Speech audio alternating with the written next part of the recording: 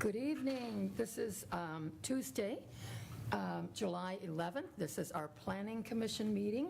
We will start with the roll call. All right, Stiles. Here. Green. Here. DeBoer Leonard. Here. Osterholm. Here. Also present is Planning and Zoning Administrator Meg Leatherman and Village Solicitor Amy Blankenship. Great, thank you. We have the agenda. Is there anything anybody wants to add, delete, or is it okay? Okay, then we will review the minutes, and I'm just going to do the way I've been doing. Does anyone have any changes anywhere? If not, would someone like to move approval? So moved. I'll second. Great, thank you. Moved and seconded. All those in favor say aye. Aye. Aye. Anyone opposed? Okay, great. Then, communications. Do we have any communications from council? Yeah. Should I go ahead and do that now? Oh, that's your committee report. Yeah. Yes, go ahead. Okay. This is Judy's committee report that I'm going to read off of my computer. Council heard a second reading, public hearing, PUD preliminary plan approval ordinance for 144 Cliff Street on July 3rd and passed that ordinance, clearing the way for PC's final plat hearing tonight. They will hear the second reading, public hearing of the ordinance to rezone 108 Cliff Street to PUD, approve preliminary plan on the 17th. And the only other thing I'll just add, just since Susan and I are part of it, just to let folks know that there's a housing committee that is continuing to meet and looking at, some things that are relevant to this group. And so I don't think we have any particularly notable updates at this point. It's still in sort of early discussions, but letting everyone know that we'll keep you posted as things come out of that. And there was a document in the packet 2 meetings ago, I think it was. So anyway, as there's notable things, we'll bring them up. Great, thank you. Okay, are there any communications that we didn't have in our packet? Okay, no? Okay, then this is the point when citizens can come forward if there is not something on the agenda that you're going to speak to. If there's something else you want to talk to us about, feel free to come forward. And if not, and I should say that when we have a public hearing, or if anybody here would ask any of you things, if you would come up to the microphone, state your name, and then speak. That way the folks at home will be able to hear you and know who you are. Great, thank you. So we'll start with our first public hearing, which is the final PUD for John and Elizabeth Bush that submitted a final plan review for rezoning. I will turn it over to Meg. All right, thank you. All right, this is the final review for a PUD application submitted by John and Elizabeth Bush for 144 Cliff. Public notices were mailed to abutting properties and signs were posted on the site to inform them of this public hearing, according to code. At the May 9th Planning Commission meeting, this body reviewed the preliminary development plan and the rezone of the property from I-1 to PUD to allow for more of a mixture of uses. Subsequently, the City Council approved the rezone and preliminary development plan, and tonight the Commission is required by the code to review the final development plan to ensure that it's in compliance with the preliminary development plan. But since this proposal is to reuse and repurpose existing buildings and existing footprints on the site, there's not too much to consider. The preliminary development plan is exactly the same as the final development plan, and so I don't have much more to say. I can refresh your memory more on the proposal if you'd like, but I'll recommend approval and stand for any questions. Okay. Does anybody have any questions? I think one of the things I want to make sure is that we are all in agreement that there are no changes that have been made to the preliminary plan. Are we all in agreement with that? Okay, because we will be voting on that later, but I just want to make sure that because that's one of the things we do have to approve. And since the plan is unchanged and it's in conformance with the preliminary plan, we need to find that the plan meets the standard of 1268.6, section 1254.06. And I think we probably are in agreement, unless I hear different, that with that. I would just add that the findings in the staff report outline how it is in compliance with Okay. that, if you want to see like the details on it. Does anybody want to see the details, or are you okay with it? It was in our packet, so, I read them, I'm good. yeah, I think it was like Yeah. 1 through 8. Yes, okay, so we have that. Okay. Since the plan is for an existing fully built-out property, the village has waived the site plan, and we acknowledge, therefore, that we are not responsible for making findings regarding really 126806. So are there any questions anyone has, like of Meg, of John or Elizabeth Bush? If not, then I'm going to open the public hearing. So we're opening the public hearing. Would anybody like to speak? Feel free to jump up, give your name, and speak. If not, we will close it. So it sounds like we're in agreement that it meets the requirements. So I'm going to move that we accept the findings of the Planning and Zoning Administrator, that all standards of 125406 are met, and therefore the Planning Commission approves the final development plan for 144 Cliff Street.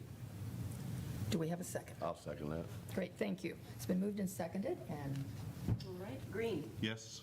Osterholm, Yes. DeVore Leonard, Yes? Stiles. yes. Thank you. Yay! Here's the Nixon. last one. A lot of hoops to jump through. Yeah, they've been through a lot. Okay, then our next item on our agenda is the conditional use application for 144 Cliff Street. This is Andrea Brown has submitted a conditional use application for a tattoo shop. And I will turn it over to Meg. All right, thank you, Commissioners. Yeah, so Andrea Brown, who's here tonight, submitted a conditional use application for a tattoo parlor, and I just use that term because that's what the code uses for that term, but she also calls it a body art facility in her application materials. But it's at the same property, 144 Cliff Street. The property was just rezoned by City Council to PUD, and the review is required to be a conditional use by the Planning Commission. So they have to be in compliance with the conditional use standards, and I prepared a staff report that outlines how it is in compliance with the conditional use standards. The public notices were mailed to abutting properties, and signs were posted on the site to inform the public of this meeting tonight. The new use will be in the existing building, in Suite B is what she's referring to it as, and they're going to be conducting by appointment only, but have proposed hours of Friday through Monday, 11 to 5. There is existing parking on the site that they're proposing to use, estimate of maybe 3 spots, but it probably will be less because it's appointment only. And we don't expect any impacts to public services like water or sewer because they're already existing. And so I'll go ahead and stand for any questions. Okay. Does anyone have any questions for Meg? I will at this point ask Andrea, would you like to come up, and is there anything you'd like to say? You're welcome to come up. Does anybody want to ask a question of Andrea? Well, come on up. I'll ask a question. I'll ask a nice question. I'm just wondering, do you have a business right now at a different site?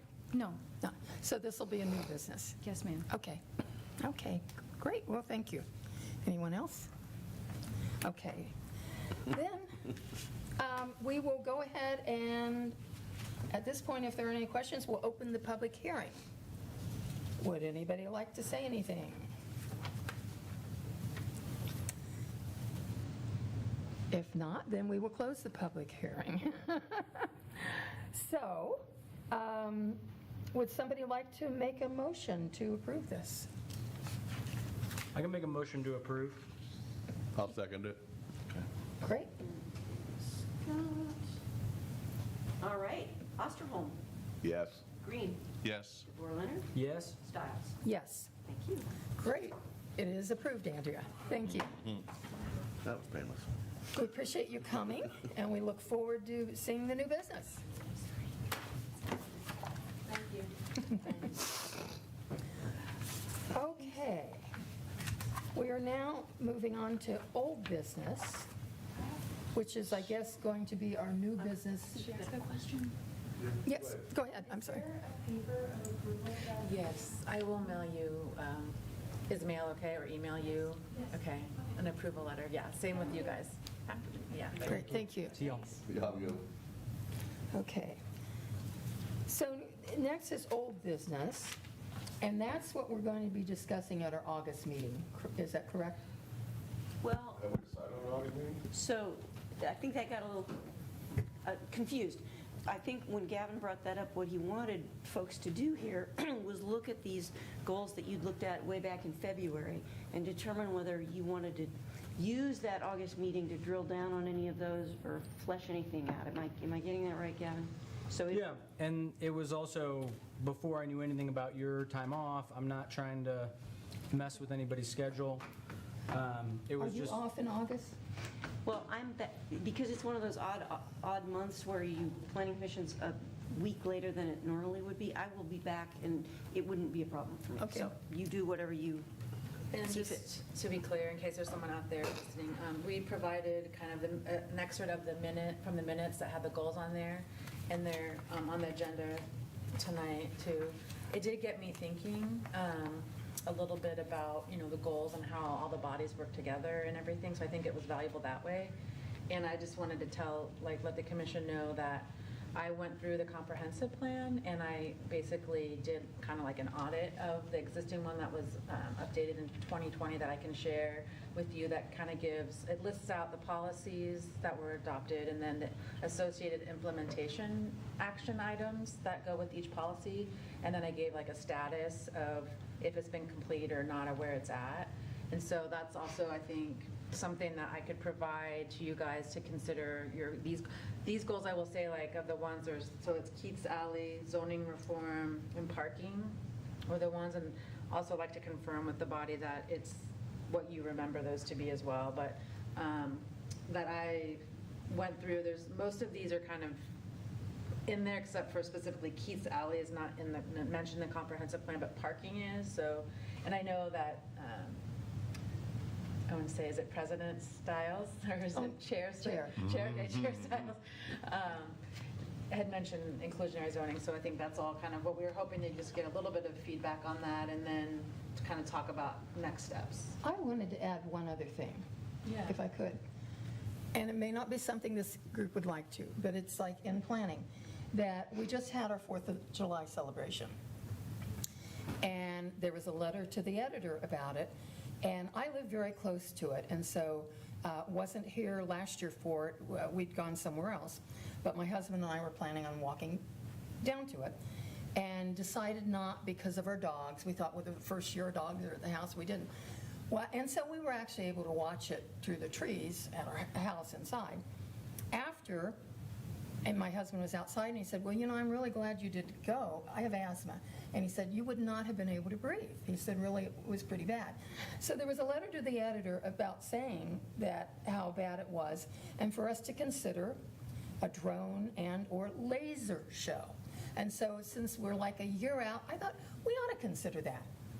But we don't do that. That's Chamber of Commerce that's running the fireworks right now. Yeah, but I think we could begin discussing it, and then of course, would involve them. Is this something? I have no idea what a drone or laser show would cost. But I think that the air quality is something we need to consider, because we went through the whole month of June with these fires, and the air was so bad. Today, again, we had a warning about quality of our air. That I'm just throwing that out, that I think we need to be thinking about that. Susan, what's your thinking on like why that would be like a planning commission discussion as opposed to, I don't know, any other space? I don't know. I guess because it takes planning, is what I was thinking. That if we wanted to change it, it's something that's going to take many, many months. And getting a buy-in from, because I'm sure there are a lot of people that are really attached to it, and I've never seen a laser drone show. I've seen drones where I track with my dogs. A lot of times there are a bunch of people there using their drones, and I see them, but I don't know what an actual drone show looks like. I'm just throwing it out. I have no issue with it, but since the chamber just took it over from the Oddfellows, maybe we could just unofficially just have them look into it and see what Yeah. do the cost analysis And that on would be one, fine. and then they can get back and. I'm like you. I don't have no. I I can definitely pass it along to the chamber. Okay. You know, that, Yeah. yeah, and I, kind of along with like Gavin's question, I was thinking more of like what was I know. outlined in the comprehensive Yeah, plan. yeah. Yeah, but not everything's in that plan. That's why when I That's saw that, I true. thought, Yeah. well, that takes planning. It's true. I'll definitely, I mean, we could definitely pass it along and, No, I think it comes up often, even in council meetings, that folks will be brainstorming and talking about something that needs Yeah. to happen, and then they'll realize, oh, well, that's actually not us that should be doing Yeah, that. yeah. But we could send out word that, gee, wouldn't it be nice if Yeah. this could change or this could get done? So that's completely appropriate, and in a way, it's Yeah. use of parks. Yeah, yeah, So, it is. Right, I mean, and the air quality. it wouldn't be something that you, this body, would take on, but I think it's certainly something that the body could pass along and say, Yeah. we just heard that concern. Yeah. So I have another thing along, we're sort of brainstorming with things. We've been talking, people have talked a lot about, affordability of housing, and this isn't about really affordability of housing. It's sort of an issue that goes along with that, which is and something that Laura Carlos had brought up at some point about what was the goal for the size of the village? Do we, because we have a very expensive school system, and we talk about, well, we'd like to have more kids in the school system, we'd like to have more people to spread the costs around, we'd like to share, the good things about the village. And I don't know, this may not be a planning commission thing, I don't know where this fits into it, but I wonder whether we shouldn't, have along with sort of the comprehensive land use plan, have a goal for how big a village we want to be. It is in the comprehensive land plan, because that was Okay. something that was discussed, and that we came to the conclusion we wanted to stay a village, which is no more than 5,000. Okay. And when I That first was, moved that was discussed and when I extensively. moved here in the mid-'80s, we were about 1,000 people more than we are Oh, now. yeah, Yeah. yeah, more? yeah. Oh, okay, I haven't looked Yeah. at the. We Our were- population has we gone were down. about 4,500. The household sizes And I- have gotten smaller. A lot of people, they retire and stay here, and then they end up. Yeah. Yeah, because at that time, what has transitioned is like the 30% population that is, is our seniors, was my generation's parents. Yes. Yeah. And that was the biggest. It was 30% of that age group 40 years ago. Now, what we moved into, my last look at is I think we're almost down into like mid-teens to that percentage of 35 to 55 age group. So, and I'm sure losing companies and the jobs that we lost over the years, with Renee's and butt plate, and nothing really replacing them, took its toll. Yeah. But But yeah, with that- long with term, this- definitely planning is like, we get not just more people, but people with children here, because long term, that's going to help our schools. I mean, we're all kind of tied together on that one. With the school board and all this, we can help them by if through the housing thing, and And is hopefully that they is don't have to something tax that the everyone to new death. planned development, that will be about 89, 90 homes, should help with? Yes. That will raise our population up. We're hoping that it will bring more children. And that was also covered, in the, was it the Bowman report, that basically that stated, we needed all types of housing. So we Yes. took care of the single housing. Now we can focus on like other stuff with affordable housing. Now we can start picking our fights about it now. And that is what this affordable housing group we're looking at, that we are aware that single-family housing is being dealt with, and so we're looking then at other things. Good. So you were asking about, was this sort of, stuff that was from the minutes encapsulated the whole thing? I think what you brought up is the only thing that sort of felt like it was part of that discussion, or I think could be part of the discussion, is because, even to get to 5,000, there's a lot of growth that's needed. Yes. I'll also just note, I haven't done the research myself, but Brian Hausch mentioned at the last joint meeting we had with the Yellow Springs Development Corporation, I think he brought it up at a council meeting prior to, that he had done some research, and I think Patty Bates had done some research before she had left, and Josue came on into the question around 5,000, and that this is his summary, not mine, but the takeaway was it's really not an issue. So I think the larger question, regardless of that village distinction or city line, is like, what do we think about growth? So that's of interest to me too. And I think as it a would be topic. good for you to reread that portion of the plan, because, Comprehensive plan. yes, of the comprehensive plan, because that was discussed.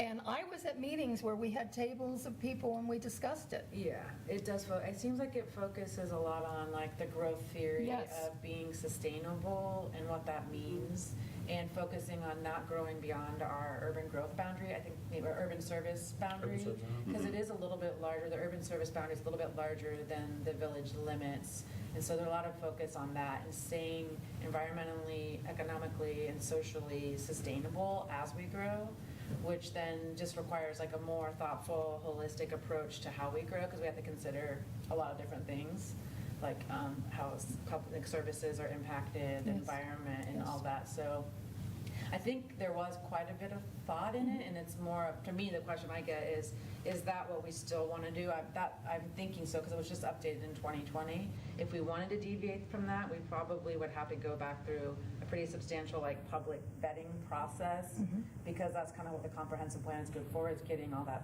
everyone on the same page and reviewing everything holistically. I personally don't want us to go to that at this point. I feel like it's just been 3 years that we did that It plan. was 2020, right? And, yeah, Yeah. and so I think that we ought to continue working with that, because I don't know if we've grown at all in that 3 years. I think we pretty much stayed the same. So, Population-wise. population-wise, yes.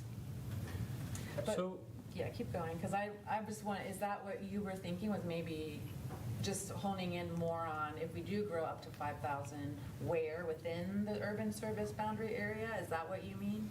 More of Yeah. a revisiting the whole theory of, we want to stay within our urban service boundary, maybe we want to expand, or, because that would be a much larger, but.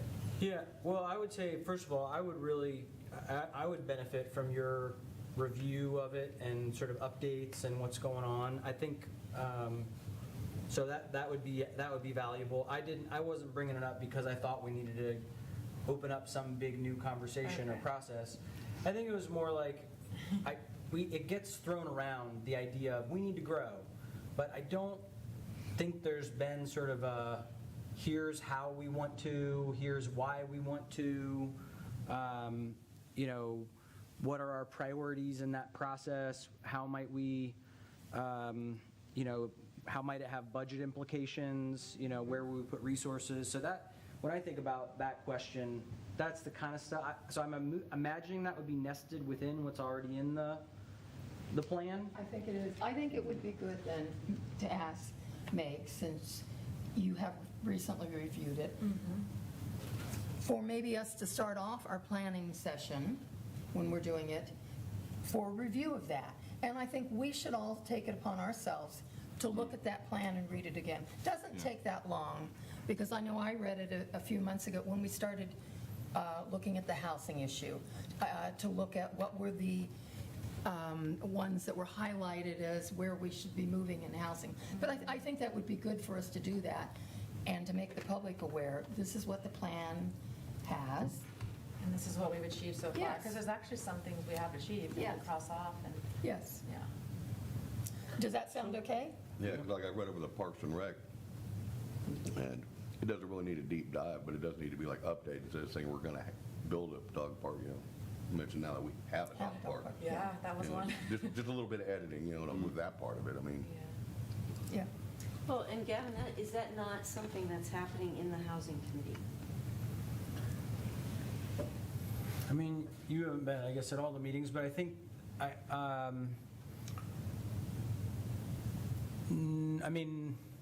we've talked about the Bowen study and the sort of count on, like Scott mentioned, the count on the number of units that the Bowen study recommended and what's there and what's not there. Yeah, I mean, I think it's a little different. I don't get yeah, that. it feels a little different. It's like one of these where like I could imagine it, but we also don't have like a perfectly clear sort of scope and agenda. And so it doesn't feel like this conversation is duplicative yet. I suppose it could be at some point, and yet I also feel like I'm kind of in like a more the merrier, like let's talk it out amongst some people, get some feedback.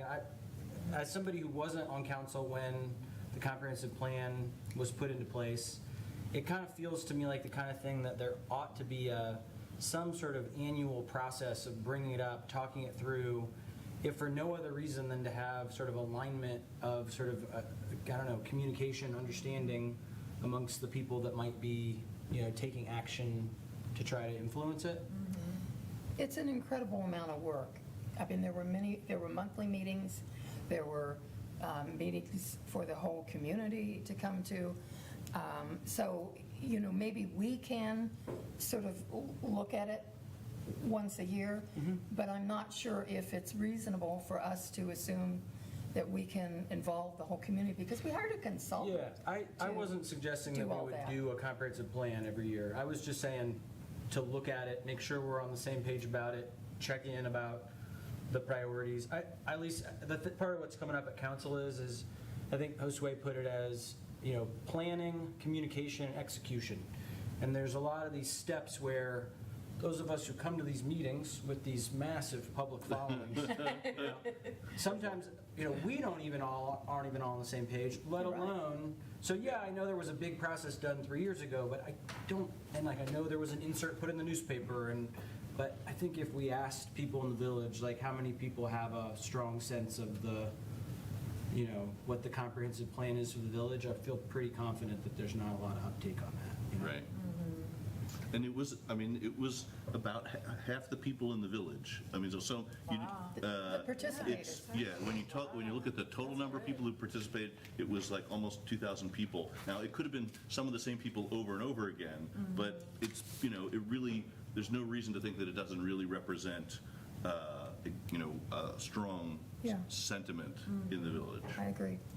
So, this could be a really ridiculous question, but I'm just kind of wondering, to kind of watch the council process of, well, let's identify land and let's identify what should be built ideally, and let's look at these things. And then it circles around council quite regularly, and it sort of circles back past planning commission periodically, along with the real, okay, well, here, there's a development that's actually going to happen. So, and I keep sort of saying, well, and if it was me and I'd been talking about building a deck for 10 years, I would have had a bunch of estimates by now. I would have just gotten estimates to figure out, do I have the money to do it? How big could it be? How much could I afford? What could I do?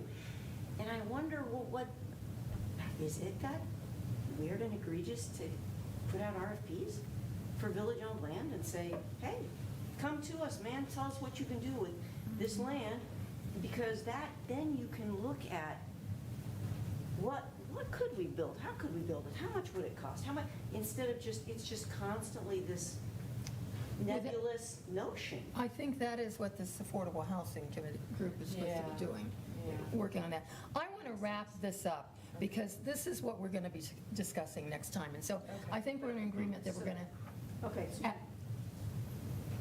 August. yes. Well, and I'll add to, like, I do think it's my job, at least that's what I view it, is my job is to keep up to date on the comprehensive plan and report back to you guys, and however often you want, and also I think, like, the comprehensive plan probably is more of an extension of this body, so I will keep you regularly updated. I mean, after we do this review, I don't know how often, we can kind of see how that goes, But could you, at the August meeting, start it off by just Overview. an overview, Sure. and anything that you think that has been updated or that we need to update? And then we can discuss then the things that we have identified. Is that okay? Sounds good to me. So, sorry, just so I'm understanding. So you're suggesting Meg would do an overview of the comprehensive plan, and then these other topics, growth, Keith's Alley, inclusionary zoning, zoning reform, examination of zoning code, parking, these things would then be sort of other agenda items? Yes. Okay. I mean, that feels like it could be a lot to tackle. Well, Parking alone. can we just jettison Keith's Alley? Because do you remember what happened when people started talking about what should we do with Beta Hughes Park and maybe it could be this or that? Anyone remember the implosion that occurred? Yeah, lightning rod. Okay, so, I mean, I just feel like, don't even talk about doing a thing with the downtown area without a charrette, a whole bunch of conversation, a big wide open thing. And we're talking lots of money, lots of buy-in from a lot of factions. I think that's one where you need to go to council and say, do you even want us to ask you for the money to even start looking at that in 2024? That is a And I think after you huge get one. after you guys see the review of the comprehensive plan and how many things there are still in there that we technically still need to do, it'll be easier to make those kind of decisions of put that aside or not that They can aside. draw our attention to something else, like, oh, we haven't even thought about that. And I You think might with stand Keith's out. Alley, I guess with Keith's Alley, there are some things that the village has done or is planning to do. And maybe we could have Meg or Josue bring us up to date on that. But so maybe what you're saying is, hey, we'd like everything on there. And then after we hear what Meg's got to say, we can Yes. Yeah, pick and and choose. So Keith's Alley is really a parking issue. I mean, it pretty much, I mean, I don't know that we're really looking at more, the issue with Keith's Alley is that it's there and people park there. So maybe it becomes if we want to talk about it at all, it becomes a subset of the parking discussion. I think there is a little bit more to it than that, but I don't want to discuss it today. Because I think we're trying to wind up so that we can go into our ethics training. Okay. So is everybody okay? Yeah, so I think I hear what you're saying, Judy, but let me make sure I'm understanding. So I get that, maybe somebody can fill me in later about what happened with the Beta Hughes thing. But I understand we don't want to open it up as though we're going to answer it. Right. But when you talk about somebody's got to have a charrette, or we got to decide whether we want to ask council about it, I think it would be relevant to just at least open the conversation enough to figure out whether, during the budget process, we should talk about whether we want to start some of those things. Is that? So that's where it sort of came back to is, okay, so do you want everything on the table for that August meeting to be able to say, yeah, Yes. let's move Okay. that up, or let's Yes. keep that on? Okay. Okay, I gotcha. Okay, great. Okay, we're all okay with that then. So I guess we are ready to move on to our ethics training. All right. What we've all been waiting for all year long. Where's the donuts? That was the fun stuff. No. That's right.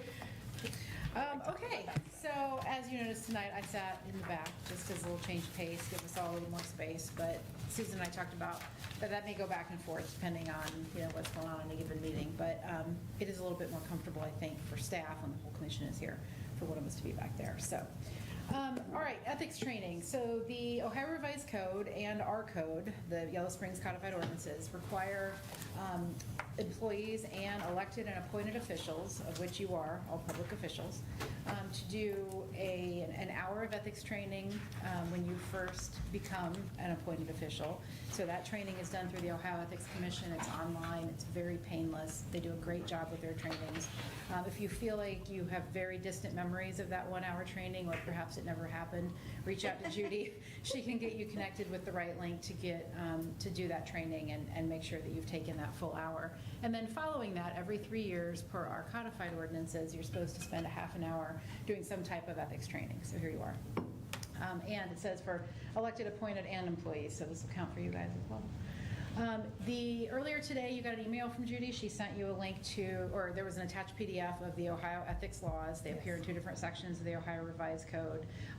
The ethics laws themselves technically are in section 102, but then the criminal code also contains some sections that relate to ethics laws for elected and appointed public officials. So they are all criminal penalties by nature. All ethics, all sections of the revised code that relate to ethics have criminal penalties. So if there is an issue, it is a misdemeanor charge. There's a few that are felonies, but they're mostly misdemeanor charges. So the state takes it very seriously. The ethics laws, as we know them now, have been in effect since the 1970s. That's when the Ethics Commission was created. Ethics Commission sits in Columbus. They will basically hear and rule on a lot of different concerns, a lot of different investigations that the Ethics Commission might do all over the state. And then, Usually when there is an ethics issue of the kind that we're going to talk about tonight, the way they're resolved is there's some type of settlement agreement entered into, which not always, but usually there's a settlement agreement between the public official and the Ethics Commission that says, hey, I acknowledge this was wrong and I did X, Y, and Z, and the Ethics Commission says, yes, we thank you for acknowledging it as mitigation, you've come off the board or whatever, fixed whatever needed to happen so that it didn't happen again. And then that's usually that. Occasionally that's not the case. Sometimes criminal charges are brought, and then they're brought through the local prosecuting attorney. So this document was also attached to that email you got today from Judy. The one document is all the actual laws. This is an overview that the Ethics Commission prepares to make it easier to process what all of that says, because reading the Ohio Revised Code is tedious for anyone, even people who do it every day. So this document is great. If you have a chance, click through it. If you look at it online, it will link you to different advisory opinions that the Ethics Commission has issued over the years, and other fact sheets. So there's a ton of information on their website. It's actually probably one of the most useful state websites, I think, in terms of I'm going to go find something that helps me answer this question, and then you can do that. So the Ethics Commission website is a great place to be. However, you never have to go there and answer those questions for yourself, because you can always call me or Judy or Josue, start wherever you want. If you feel like there might be a conflict of interest or some type of ethics issue for you as a board or commission member, then you can call me ahead of time and we can work through it. If we don't have a chance to work through something ahead of time, it's never too late. Grab me 30 seconds before the meeting starts. We can have the conversation. We can take a break if we need to go through whatever needs to happen. But just, if you didn't realize until the very last second that there's something on the agenda that might be an issue for you, go ahead and bring it up. We'll still address it. It happens all of the time. Actually, it's not uncommon at all for someone to realize as they're flipping through, not that you guys do this, as they're flipping through the packet right before the meeting, that there might be something on there they have a conflict with. In other communities, that happens a lot. So I'm not going to spend a whole lot of time addressing parts of the ethics laws that have nothing to do with you. We'll spend most of our few minutes just talking about conflict of interest issues, and we'll go through some examples. But other things to keep in mind is, as a public official, there's a section of the ethics laws that say you can't have an interest in a public contract with the village. So you sit on the planning commission, the village has a contract with some paper supplier. If that paper supplier is your company, then that can be an issue under the ethics laws. There's exceptions to it, standards that you can meet that still allow your paper company to have that contract with the village and for you to sit on planning commission, but we'd want to go through all those and vet those requirements to make sure that all of that is satisfied in order for you to be clear on both fronts. And if you can't meet the exceptions, then you have one of two choices. Either your paper company can't have the contract with the village, or you can't sit on a board or commission anymore. And that does happen sometimes, right? There's decisions to be made where it might be more lucrative for business to just step off and not be a public official to run your business.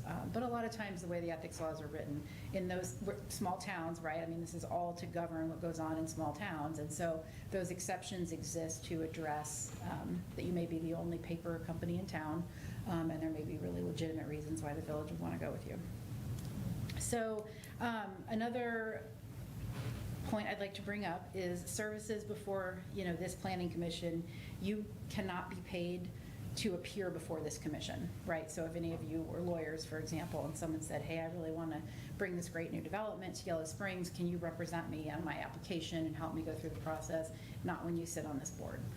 So you would not be able to represent a developer in front of the planning commission. And even if you wanted to represent that developer in another capacity within the village in front of BZA or city council, village council, that's probably not allowed either. We'd want to dig into the details of it. So if in your private life you have any reason why you may be representing someone in some type of application or process that they're going to go through with the village, you're going to want to take a step back and think through it. Give me a call and we can talk through it and see if there's a conflict or if you're good to proceed.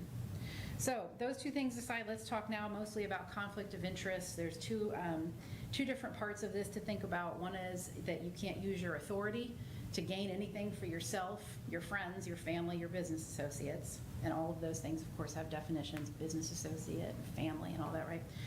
And also that you cannot solicit or accept anything of value from someone that might be doing business before your board. So starting first with your use of authority, and feel free to jump in if you have questions, please, if you want to go through a scenario. Asking for a friend, right? for use of authority, right? You would never want to, hey, Meg, Susie Q is going to come in with this application, and she's great. I've known her for years, and you should really look favorably upon that application, and here's why. Those are the types of conversations that the ethics laws would guide you away from, because, Meg, you are her planning commission, right? And that is using your authority maybe to speak to staff that might sway her in a particular way. Having that same conversation between each other is not advised, right? Where, hey, listen, she's really great, and this is going to be a great thing. We really should be approving this. You want to be careful about how much you're using that authority if Susie Q is, someone of close relation to you. And depending on what that can mean, a lot of different things, right?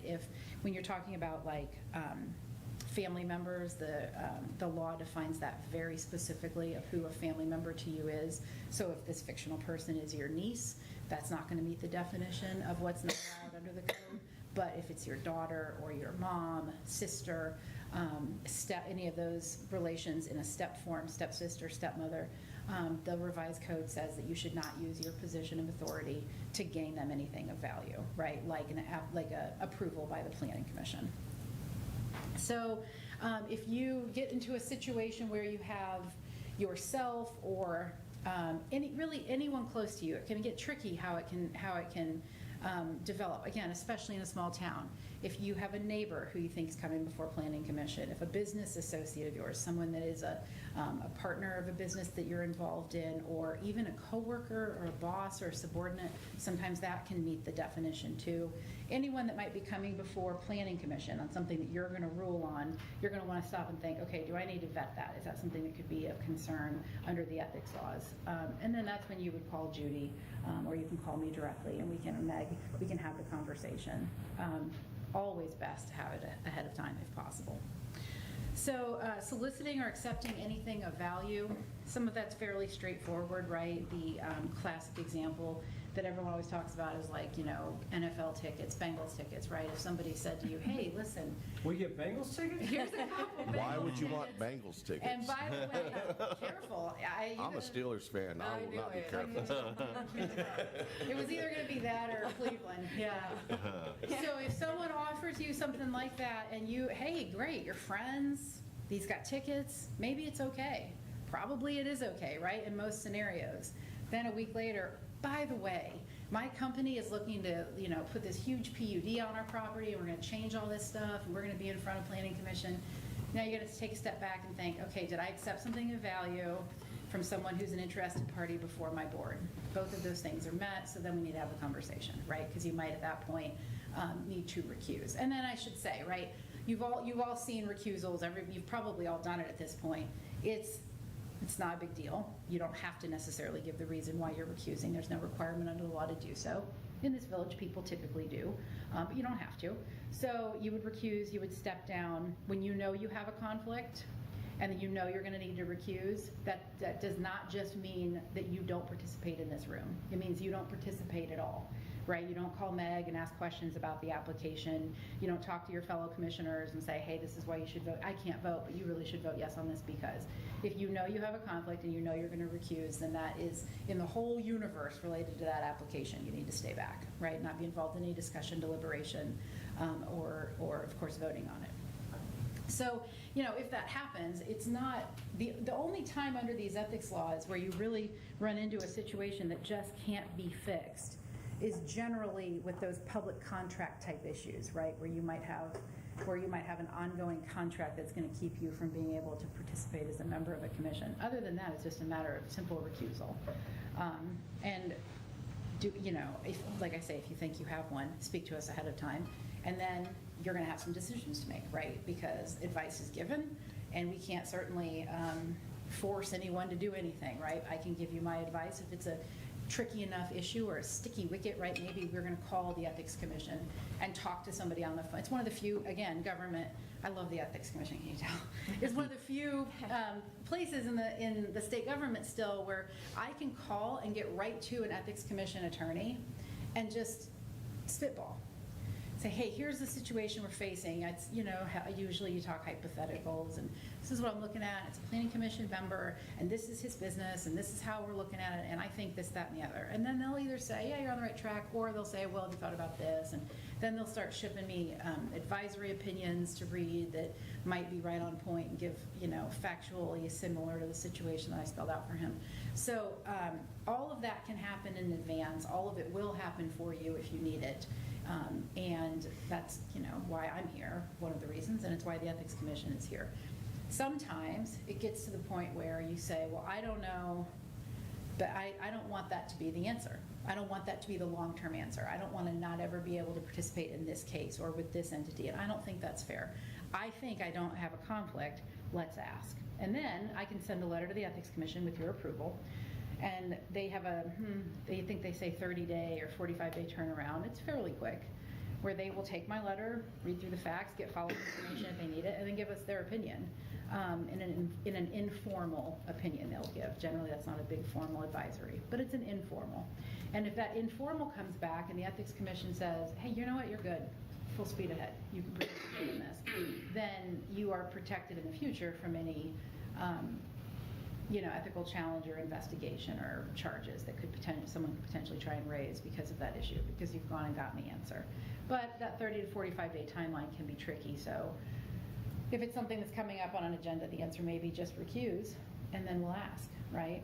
What we can't do is ask for an Ethics Commission opinion after you've participated, because then they're going to say, the ship has sailed, they've already participated. At this point, we can either do an investigation and clear them or not, or, go about your business. There's nothing, they won't offer their informal advisory opinions at that point if you've already participated. So, a couple of examples from over the years. There's one out of the city of Oxford that I like to use a lot because it was just a great example of how the Ethics Commission is so responsive and helpful.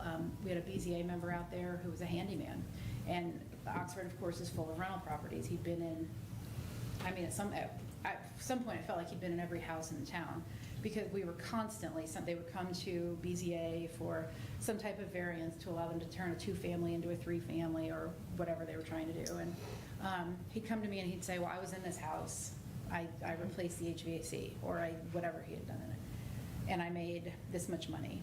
Okay, when? Well, it was a year ago, or it was 5 years ago, or it was 2 months ago, And we were just constantly trying to figure out how to handle each one.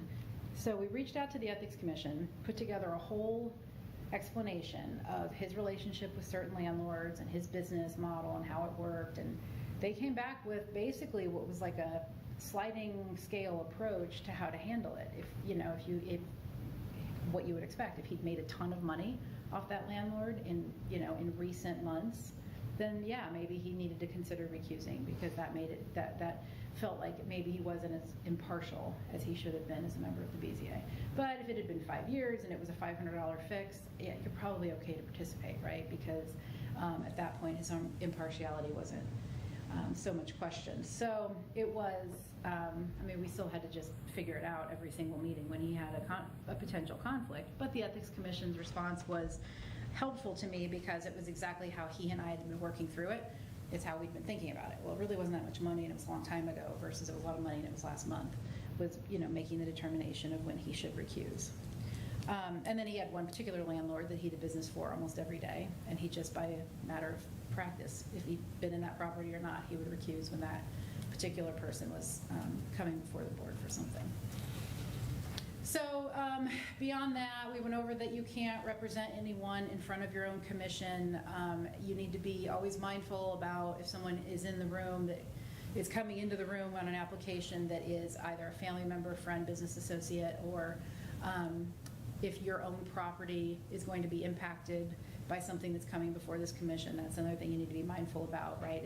If the neighbor next door to you is coming in with a subdivision application that's going to really impact your property, then you likely need to recuse yourself, because your impartiality at that point is probably, out the window. So how close? So I live right next to the glass farm, but the part that I live next to is the part with the environmental easement on Right. it.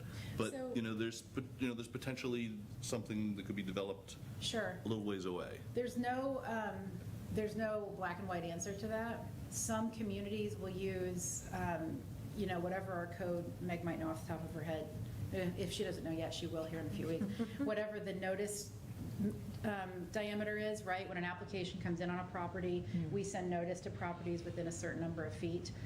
Some communities will use that as a good guideline. If you're within the notice boundary, then you should It recuse. just says abutting, I think. I don't think it says a distance. Is ours just abutting? Yeah. Maybe, which is fine. Yeah. Yeah, and But so. most do have a distance. Yeah, most of them, it's like 200 feet or 200, 500 feet or whatever it is.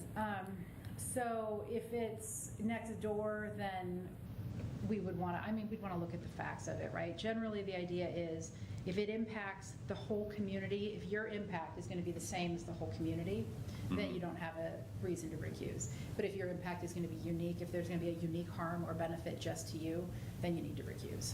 Okay. So, yeah, we'd have to look case by case. Well, and there's also, so I sort of have this alternate slightly view, which is it being such a small town, there's this other very gray area, which is perception. Yes. Because people know you Yeah.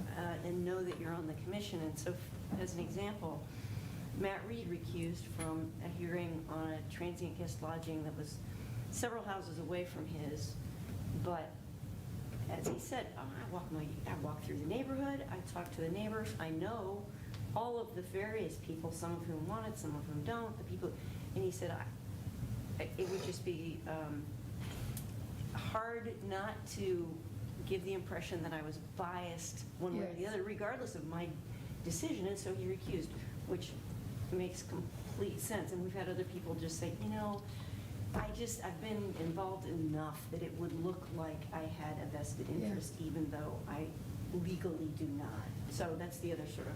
Well, and that's the nice thing about the ethics laws, I think, and the way these opinions have come out is that like gut test, smell test kind of approach tends to line up with what comes out of the Ethics Commission.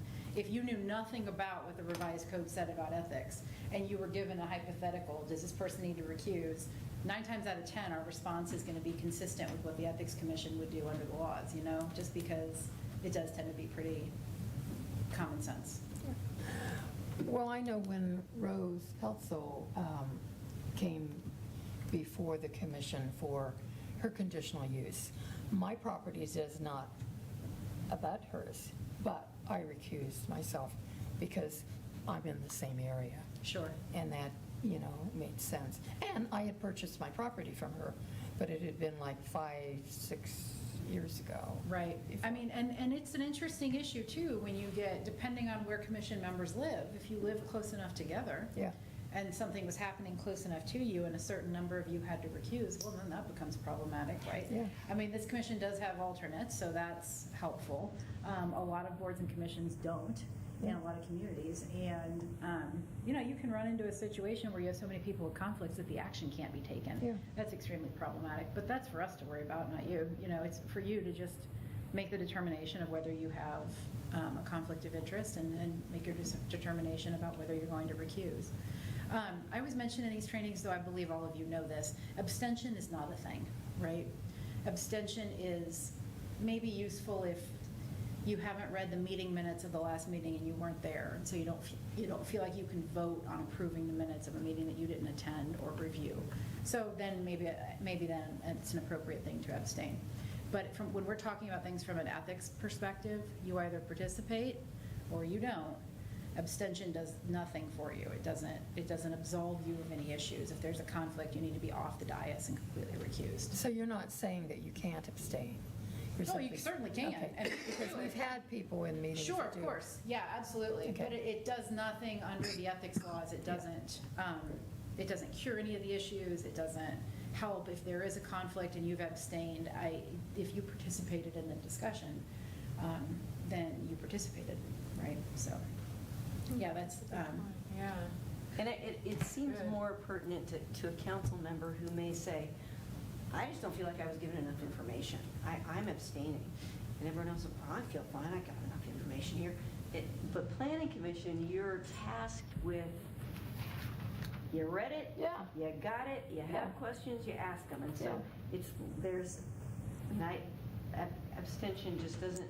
I suppose there could be times when a planning commissioner said, I think we need this information, and everybody else said, well, I don't think we need that information, and then they abstained at that point, right? Because they felt like, maybe then, but from an ethics perspective, it's not, Doesn't. yes, Okay. yes, abstention is not recusal. And you don't have to leave the room to recuse, you just have to be down here.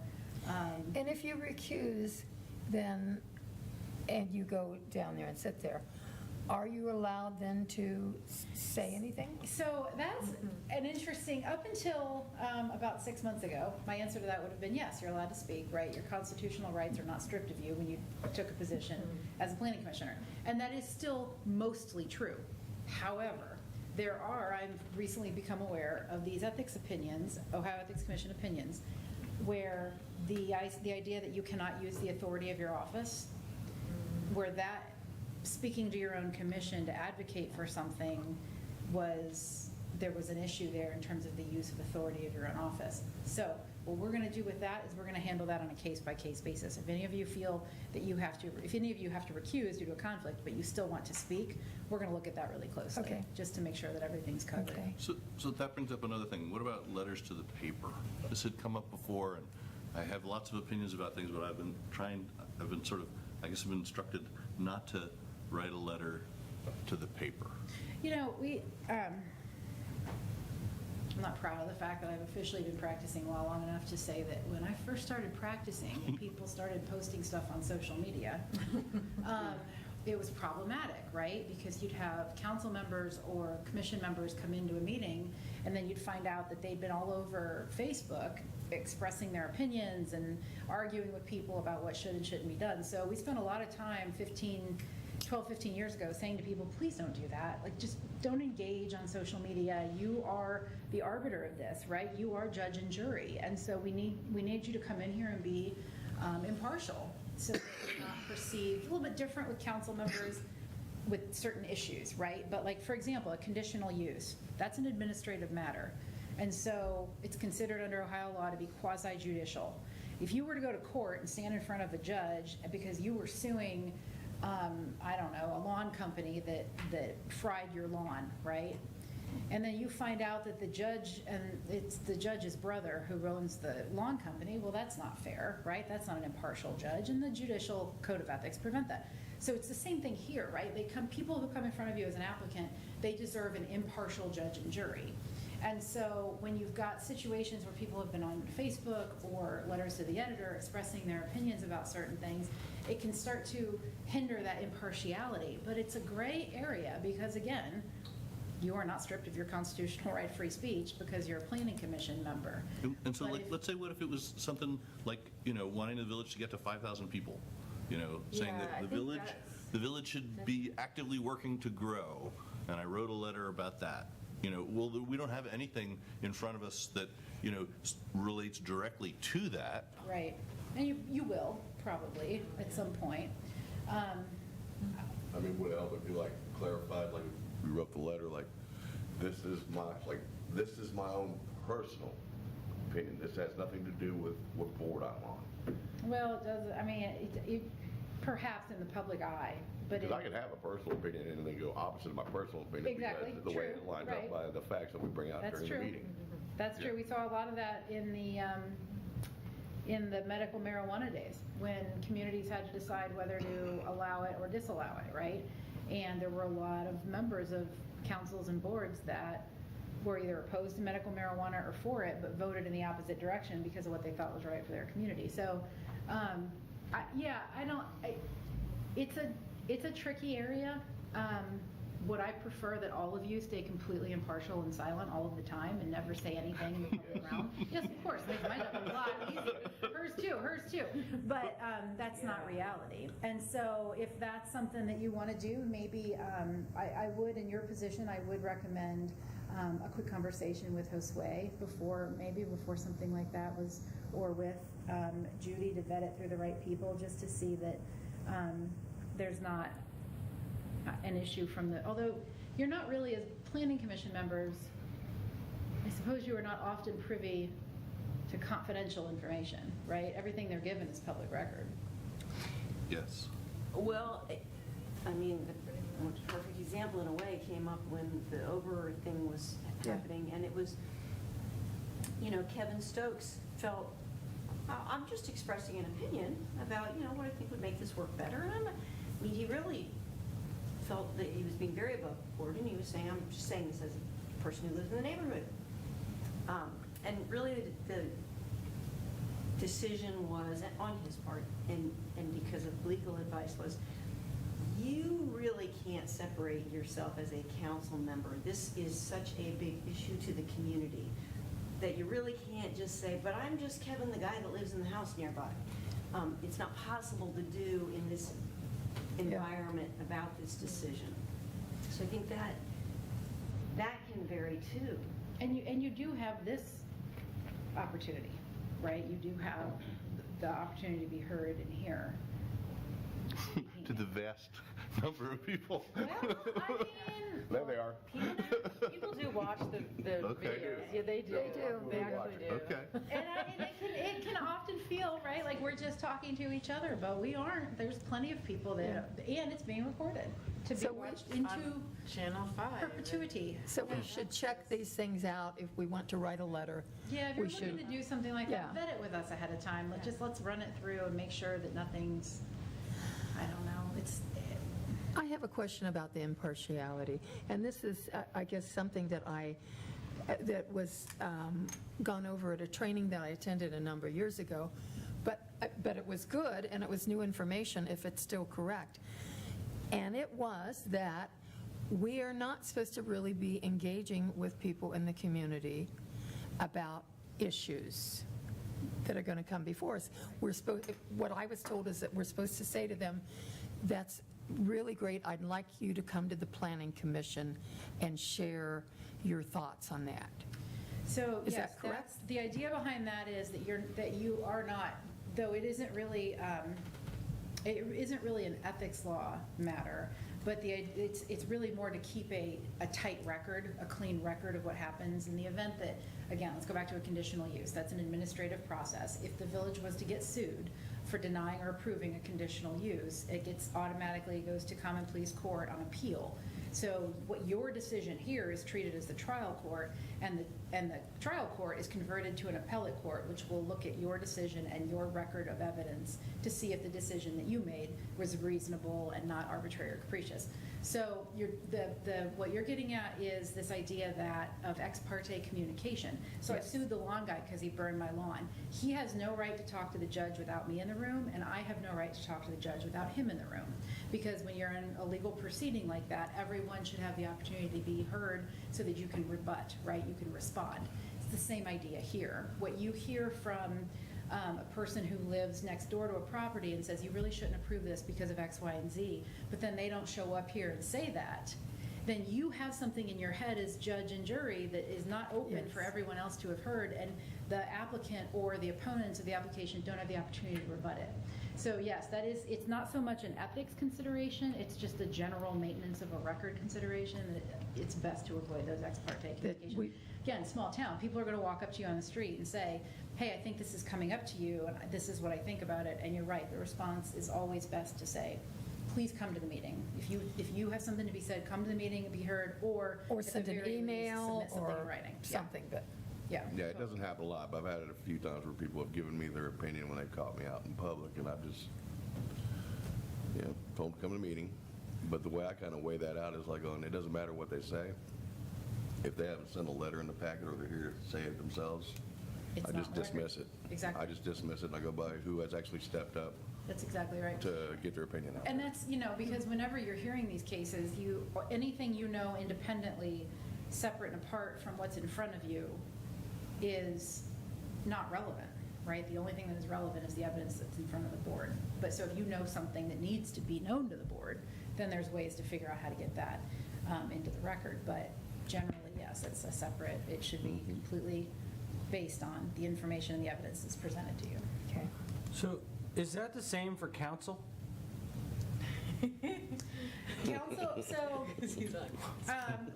at the risk of nerding out up here, boards and commissions can either be legislative or either be operating in a legislative capacity or in an administrative capacity. That administrative capacity, that quasi-judicial role, that's when you can get appealed to court and you need to have everything within that little tight box of evidence and information that was in front of the board. When you're in a legislative role, it's a totally different like legal recourse to people who don't like what you do.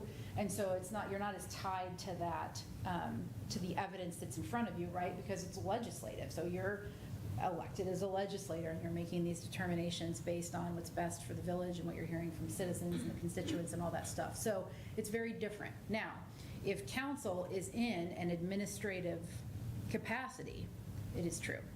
So for example, PUD, subdivision. Right? There are certain things that come, if Meg is standing at the podium giving you a presentation, chances are you are in an administrative capacity in council, unless you are revising the zoning code. Revisions to the zoning code is legislative, and that is not, it's I a try to think different- of it as like the applications, for sure, are the ones that are administrative, right? That's how I put it in my brain. Generally, yeah. There's, Well, I guess the zoning text amendments yeah, besides. there's the text- nuances to it, exactly. Sounds like Oregon and Ohio law line up very nicely They on that do, front. yeah, in Idaho, Excellent. that's the same, it's the same in Idaho. Yeah. Quasi-judicial Oh, good. legislative, yeah. Yeah, so if you are in that legislative capacity, like rewriting the zoning code, Because it's more like policy level. Like yeah, so over it's like affecting the city of Fairview Park is the case. It's old now, but that set forth like the test to determine whether it's legislative or administrative. Legislative is enacting a new law.